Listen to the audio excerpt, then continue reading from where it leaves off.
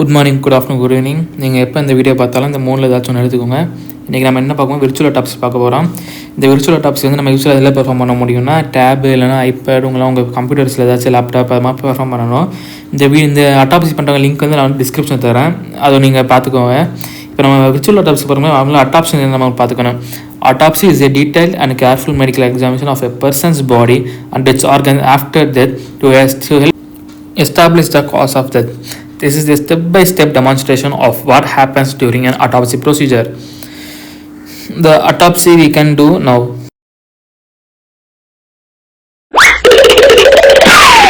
Step 1 is external examination.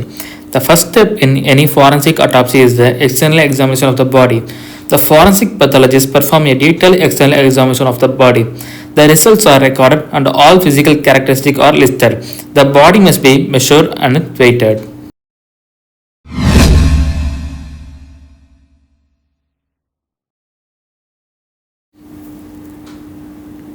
Shoulder. The forensic pathologist will examine the skin for any abrasion, cuts, bruises, distinguishing mark or tattoos on the body. Chest. The forensic pathologist will pay particular attention to the external examination in suspicious death, looking at the clothes or paying attention to any unusual smells or odors. Elbow. The forensic pathologist will test for rigor mortis by bending the elbow and knees or opening the jaw to see if they move or not. The fingers. The forensic pathologist will look under the fingernails as valuable forensic information can be trapped here, like skin pieces. The autopsy table is a waist height or a height adjustable stainless steel table with running water to facilitate washing away all the blood that is released during the procedure. The autopsy table is a slanted tray with raised edges to keep blood and fluid from the flowing onto the floor. Leg. The forensic pathologist will look for any lividity, that is blood pooling, to help determine the time since death. Lividity can tell the pathologist a lot about the position of the body after death.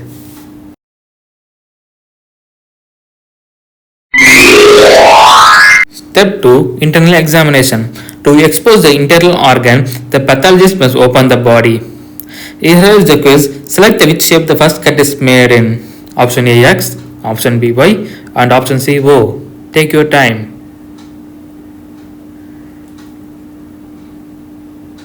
The answer is Y.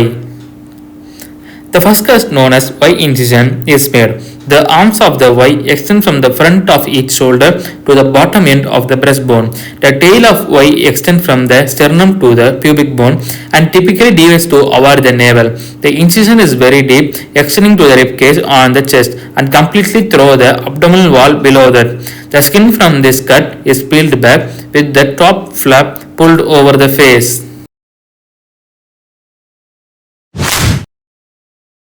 Step 3. Viewing the internal organ. Following the Y incision, the ribs are sawn off to expose the internal organs. The sternal plate and the anterior chest wall is cut away to expose the organ underneath. Select each organ to reveal its name.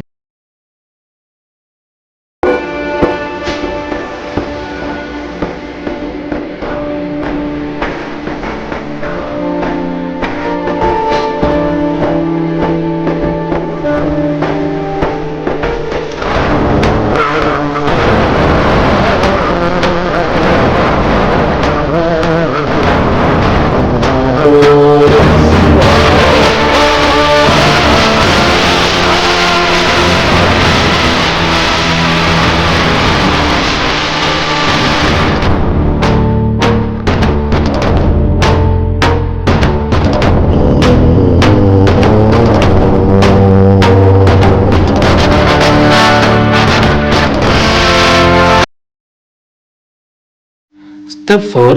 Removal of organ. Each pathology service has its own autopsy technique. The most common way to remove the organ is known as Rokitansky method.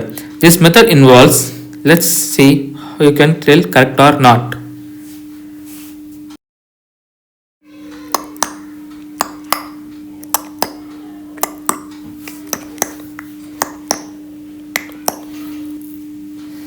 The answer is removing all the organ at once.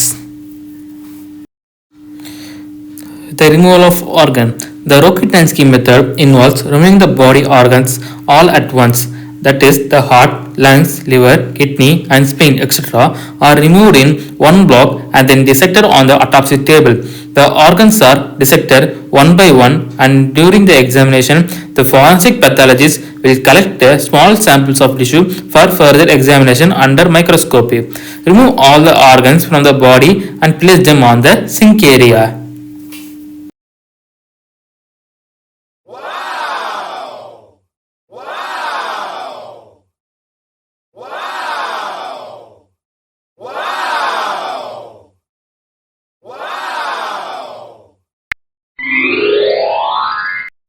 Step 5. Removing the brain. To remove the brain, an incision is made in the back of the scalp from one ear to the other. The scalp is cut and separated from the underlying skull and pulled forward.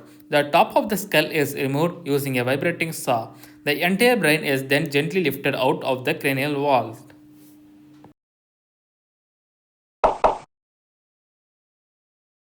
The brain is then either cut fresh or is placed in a 20% solution of formalin to fix it for future analysis with the consent of the coroner and the senior next of kin. Step 6. Examining the organ. All organs except for the intestine and stomach are weighted. Take the organs that are to be weighted one at a time from the tray to the scales and put the organs into the correct order of the weighted, lightest to the heaviest, back in the sink.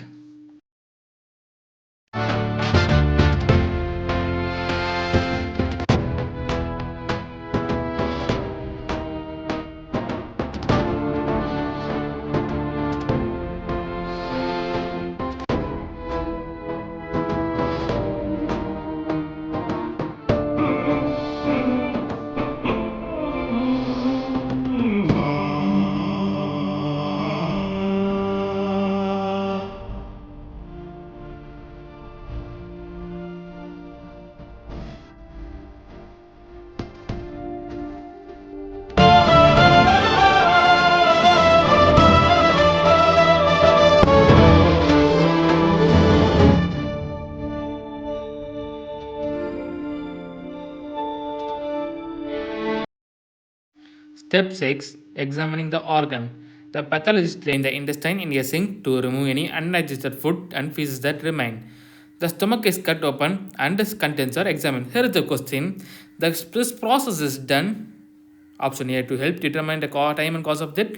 Option B to avoid unnecessary decomposition. Option D to reduce the color. Think and right answer. The answer is to help determine the time and cause of death.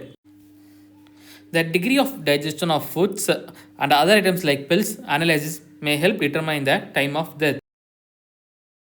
Step 7. Returning organs. Following the examination, the organs are returned to the body except for the small fragment of tissue sampled for microscopic examination. The organs are replaced in the body cavities. Sometimes absorbents, filler material is used to replace the organ that are not returned. The coroner and the senior next of kin will be notified of any organ or larger fragment of tissue retained after the examination has been completed. The senior next of kin is asked about the preference to return this retained specimen to the body and for respectable disposal thereof after the investigation has been completed. Step 8. Sewing up the body. After the pathologist has finished the examination and the organs are returned to the body, the postmortem technician will sew back up the body. Once the Y incision and the head are sewed up, the autopsy, that is without the brain and tissue analysis, is complete. The stitching of the incision is like that of a baseball.